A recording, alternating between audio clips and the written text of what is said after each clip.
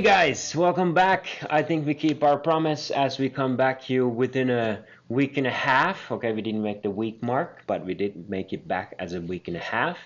It's the sixth episode, and you might see some changes here. Instead of Steve, we got Janne Saarikko here, who is a office nomad, founder of Office Nomad. We will come back to that. He's a marketing guru and every startup's favorite dude at the moment, working a lot of with the startups here. So here's Janne. Say hi. Hello. Here I'm Joonas, and we have Duane on my right hand man side. And today's topics, we have a couple of things. One being the ice bucket challenge, and I don't know, man. I've seen a lot of them. A lot of people miss the point of what is the ice bucket challenge. And it's basically supporting and donating money towards fixing ALS. And you know, what you guys think about this? Is this a kind of dumb twist on a challenge on social media? Have we have enough, or what's the scoop here? I think it's interesting that it's gone so viral. Really, I mean. It's not like it's a new thing that people have tried, to do this before, but this one just happened to go crazily viral. Everybody's doing it. Could it be that they actually started with a lot of the big names, like in a lot of famous people jump on it right away, and now it's just being copied. And I kind of think that they probably started off trying to just get famous people, but then all of a sudden everybody just jumped on the bandwagon, and it doesn't matter who you are, you can do it, and. As you can see behind us, there's a lot of people who do it wrong too. But gotta love the fails, Gotta love the fails. Yeah, exactly. But I actually think it's a great thing that is going viral and so strongly, because it's whatever happens. There's a lot of criticism towards the fact that the people may not do the donation and stuff like that. But I think in the long term, it's actually very, very beneficial for the whole cause that the awareness of ALS and what it's like is actually growing. Yeah. So I think no matter how much money, well, I think 50 Cent said that he gave out $750K, wouldn't do the challenge. So there's some money coming in anyways. So but the awareness is growing tremendously, and I think it's just all good. Yeah, it's just like maybe it's a bit of a Finnish thing to think that it's the rules of the challenge, so we have to follow the rules of the challenge. Exactly. So, but we've seen tons of variation. Charlie Sheen, 10K out of the bucket instead of actually doing the ice bucket. He just 10K on hard cold cash, that sort of stuff. That's kind of fun, breaking. But there is one thing though. No one's challenged me. So I'm really annoyed about that. I've even vlogged about it. Yeah. So listeners, challenge Janne Saarikko through any channel. Yeah, I need the challenge. Challenge me. I've already been challenged, so you can challenge me again if you like. It doesn't really matter. We got a challenge as well. Thank you, Vappa Media, for challenging. We were working on it. We didn't make the 24-hour mark, but we were working on it. They don't have eyes. That's the rules now. Oh boy. What we're gonna do? But hopefully we can turn it into a fun experiment. Yeah. But how about the brands, man? Has anybody checked? Well, I think for marketers and brands, it just goes to show you that anything can go viral. And nobody really knows necessarily what makes something go viral. It's just going to happen sometimes. Yeah, exactly. And keep trying, keep doing things, and something will go viral eventually. Exactly. Maybe that's the message today for the marketers out there. I think it's like a good thing to remember. Sort of like a rule of thumb that I've been using is sort of like this: if you want something to go viral, you should think about you should always do something that creates emotions in people. That's why the cat videos are so popular. So, but in social media, you basically have just a few seconds time. I call it the 2-second social media rule. A few seconds to create some sort of emotional thing going on in people's head, and then you're going to get engagement, and that may make your stuff viral. Yeah. It can be negative or positive or surprising or whatever. Yeah, exactly. So this is just really, really important. And now this happened to be emotional enough, obviously, for some people. So well, you can pull a lot of obviously surprise is part of that, inspiration is part of that, community wise it's great, you're pulling a lot of people to support at such a good cause. There's a lot of elements that kind of hit the mark with an emotion in this challenge. But let's move forward. I think the next topic was on YouTube and YouTubers. We covered that a little bit as TubeCon was about a week or so ago. And now there has been a lot of talk about YouTubers going into the commercial TV. In UK, there's just one channel that hired 5 top YouTubers from the field to kind of host and bring that youth back into their channels as a traffic-wise. What do you guys think on that? YouTubers have a lot of power these days, I mean, why not? It's if they are good people, they have charisma in front of the camera, why not? Well, the Big Brother Finland started yesterday, and now there is Sauli, who used to be one of the people living in the Big Brother. Actually, was the second or something like that. He's now co-hosting the whole thing, and actually I was looking at yesterday the first episode, and it was pretty good in front of the camera. Honestly, there are a lot of people think the professionals often think that if you don't have the proper education and experience as someone's slave for years, there's no way you can do it. And I mean, like, sometimes you're just natural and it works. Then again, being a vlogger, I mean, like, it doesn't mean that you would be good in front of the camera. So it could work either way. Well, different era that we're living in now too. Exactly. That vloggers can be celebrities too now.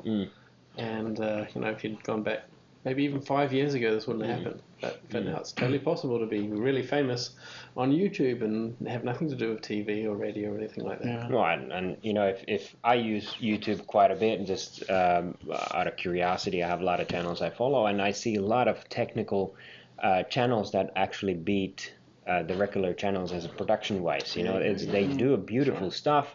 They got the liberty to produce exactly what the community wants, and it's just like a game changing in a lot of ways. And I'm kind of glad to see that the medias are waking into the opportunity brand wise. It's just like so many opportunities there as well, giving out products to these vloggers and giving that feedback, how they've been using the product and what kind of product it is, do they like it, how it fits, into the scene, is so much data we can get from these communities. True. Yeah. A lot of opportunities. But ultimately, what do you guys think? Let us know. Should YouTubers be only YouTubers, or should they kind of be mixing with the regular commercial TV? Let us know with the hashtag #SocialMediaBeast. And let us know if you want us to endorse your product or service, and we'll give you a price list. Exactly. Hello. Hashtag Coke. Anyway, and the last topic was Twitter changes in the algorithm, and now we're seeing this favorite kind of. Well, you go ahead. You know this. Yeah, it's quite an interesting one. I think that Twitter's algorithm is changing a bit. It was already becoming a little bit more like Facebook before this most recent change. So this most recent change is where they will now show you in your Twitter feed if somebody favorites something. So there's one of your friends or one of your followers, somebody you follow, favorites a tweet. You have a chance now to see it in your feed as well. And I don't think it's a really bad thing at all. There has been some backlash from the tweeters out there, but I think overall, I kind of expected this to happen because Twitter was a real mess. Yeah. Not so long ago, impossible to find anything. If you looked at your news feed at all, then it was just hundreds and hundreds of tweets coming through. Even if you only followed, a small amount of people, it was impossible to read anything in your news feed. So yeah. I always expected the algorithm to change a bit to towards what Facebook was doing. So, I would actually thinking of here a free trick if you haven't joined Twitter yet, and so you're joining from 0 followers, what you should actually do is you should be very strongly try to get as many followers in the beginning as possible, because the algorithm actually will let the people know that the ones who get a lot of followers in a short time, so then they get actually a direct email notification saying like, hey, 52 of your friends started following Joonas, and then maybe thousands of people will get that mail, so everyone then goes and says, oh, who is this Joonas guy anyway? So that's actually a very useful thing. So that's why I'm getting a lot of followers. Hey, pro tip. Yeah. I've been wondering. I was like, what do I do? Yeah. So I think we can conclusion, it's a going good way. I think it's starting to make Twitter more useful, vanilla Twitter, because everybody was using all these different programs like TweetDeck and what are the other ones who, that they use there. And so at least Twitter's trying to start making it a little bit more user friendly or usable for people who just want vanilla Twitter. So maybe we'll see a bigger uptake now of people using it. So I don't know, time will tell. But yep, overall I think it's a good change. Also a positive one for brands out there that are using Twitter. For that note, I like the licorice one better. Yeah. But tell us what you think too. Do you like these new changes that Twitter are making? Do you just disagree with what we're saying? Even though you're wrong, you can still write to us. So. Yeah, exactly. Let's finish up the show in a way that we'll hear a little bit about the office nomad. I think it's a quite interesting concept, and that's basically the reason you're here. So let us know a little bit, what is an office nomad? The basic concept is the office nomad goes into some office first day of the month, leaves the last day of the month, does not pay anything, and doesn't get paid anything either. What basically is required from the office nomad is that, what office nomad is requiring from the host company is basically a desk, internet connection, maybe if there are meeting rooms available, occasional use of meeting rooms. Basically the same stuff as if you were a normal worker you would be there. And that's it. Of course, each nomad has their own special capabilities. Like in the beginning, I used to carry a espresso machine with me, and so I taught people how to make espresso because it's sort of like one of my passions. I used to do that. I don't do it now, but I give some other valuable things for those companies and where I go. And everyone's been really happy with it. So that's the short version. I would be interested in hearing the long version, but let's turn the table. Janne has been with Easy Insights for the past month, right? Yeah. So how has it been? Is he on the way, or is he bringing so-called valuable asset? It's been brilliant for us as well. So to have someone like Janne in our office is amazing for us.